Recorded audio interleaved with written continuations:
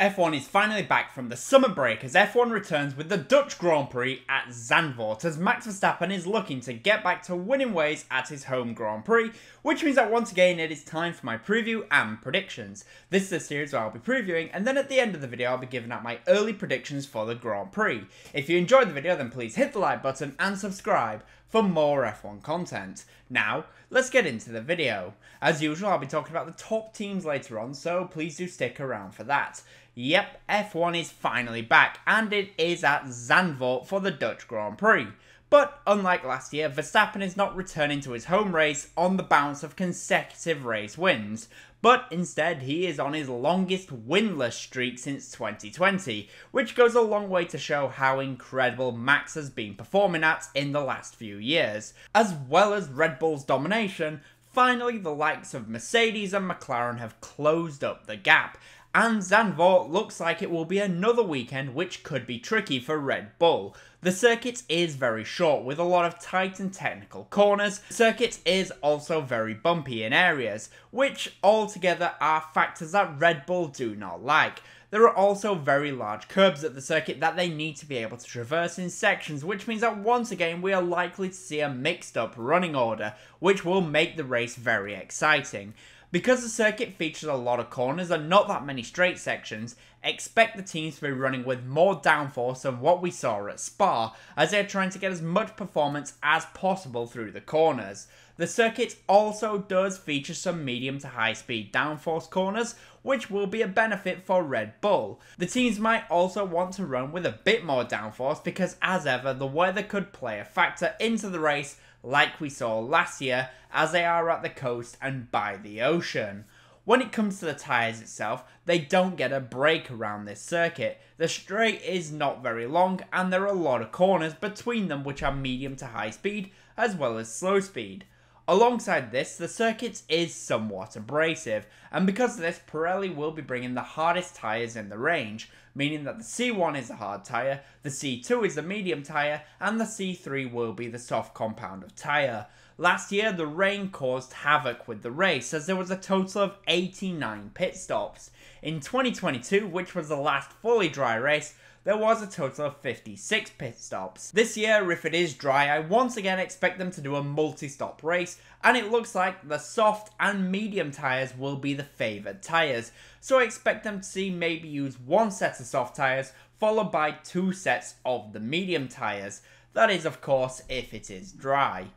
Overtaking at Zandvoort is very difficult. As I mentioned, the circuit is short with not a lot of straights and a lot of corners. However, thanks to the chaos last year with rain starting and stopping multiple times, we did see a lot of on-track overtakes. And you can see that by the fact that last year there was a record-breaking total of 188 overtakes. In general, in a straightforward dry race though, you are not going to see anywhere near that amount of overtakes.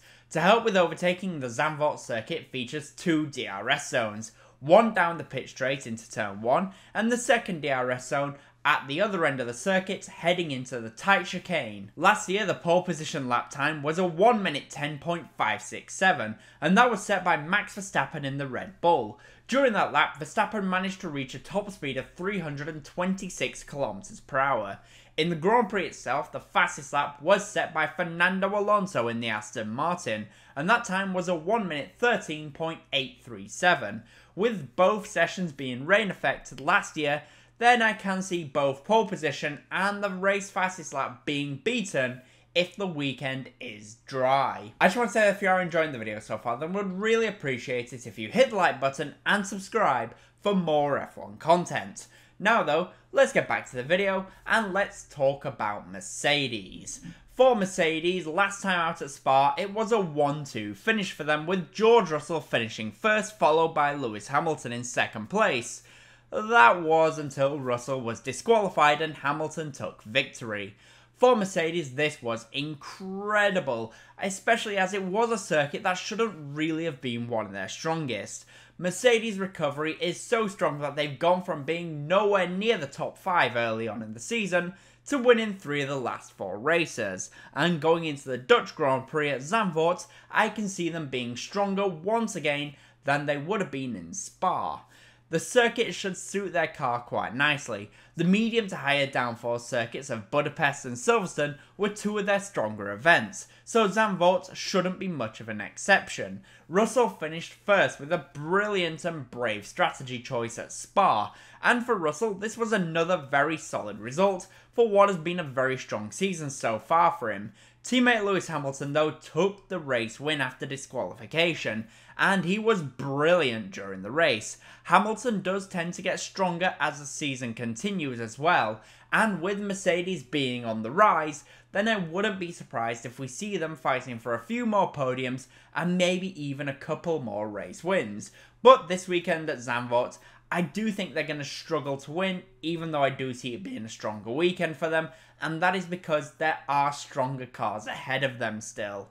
For Ferrari, the Belgian Grand Prix was a good race for Charles Leclerc, as he technically finished on the podium, but it was another pull to third place for Charles, as the race pace of Ferrari couldn't quite match the qualifying pace.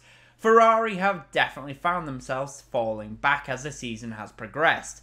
In the early stages, Ferrari were easily the second fastest car, but they are really now the fourth fastest as McLaren and Mercedes have overtaken them.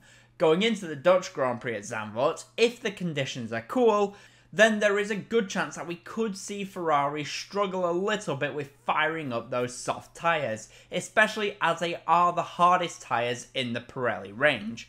If it gets a bit warmer, then we could see them do well, especially in the Grand Prix. Carlos Sainz is also on his way to Williams now, but he still does have a point to prove at Ferrari.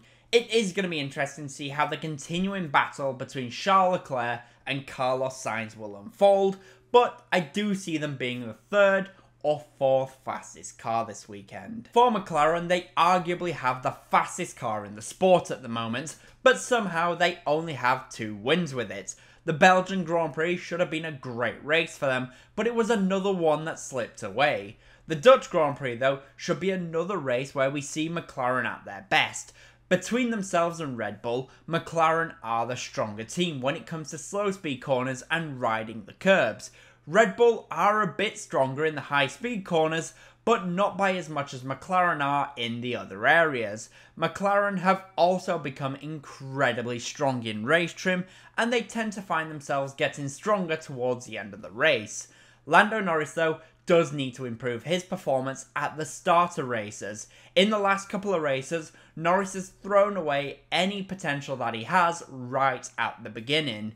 If he dreams of fighting Max Verstappen for a world championship, then he does need to improve his race starts. Teammate Oscar Piastri has been a lot more impressive in the last few races. He has improved his race pace and tyre management over a stint, which for Norris is starting to become a bit of a headache.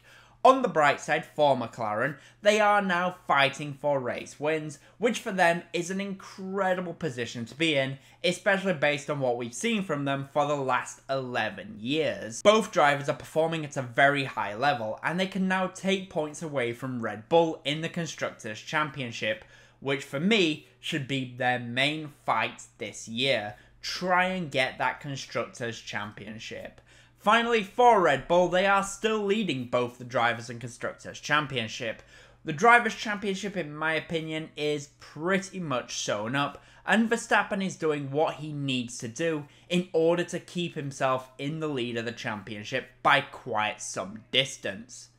However, when it comes to the Constructors' Championship, they are struggling as McLaren are closing the gap in this 2 versus 1 battle, as Sergio Perez in the other Red Bull is not delivering the goods when it matters most. Hopefully we can see him start to improve, but the Dutch Grand Prix could be another difficult race for Sergio Perez, and honestly I can't see him making it into Q3.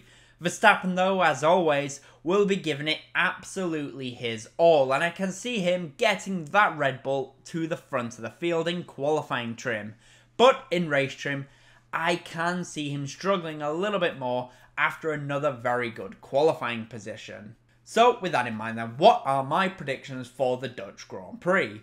Well, for the midfield, I am going to say that the top midfield team and midfield driver will be Pierre Gasly in the Alpine, as I can see the Alpine being very strong at Zandvoort. It's just a circuit that should suit their car quite nicely. But what about the top 5 and pole position? Well, for pole position, I am going to go for Max Verstappen in the Red Bull to take pole position in front of his home crowd, as I can see him putting in one of those very special laps that we know that he can do. But what about the top 5 for the Grand Prix? Well, in P5, I'm going to go for Charles Leclerc in the Ferrari. P4 will be Lewis Hamilton in the Mercedes. P3 will be Lando Norris in the McLaren. P2 will be Max Verstappen in the Red Bull. And I am going to go for Oscar Piastri to win the Dutch Grand Prix, as McLaren can use 2 drivers against 1 in race trim, and I can see Piastri getting the better launch at the start, which leads to him being in the position to get the benefit of the 2 versus 1, and that will lead to Piastri beating Verstappen in the pit stops. But those are my thoughts. The question is, what do you guys think will happen? In the comment section down below, please do let me know. And as always, comment, leave a like, and subscribe for more F1 content. Thank you all so much for watching.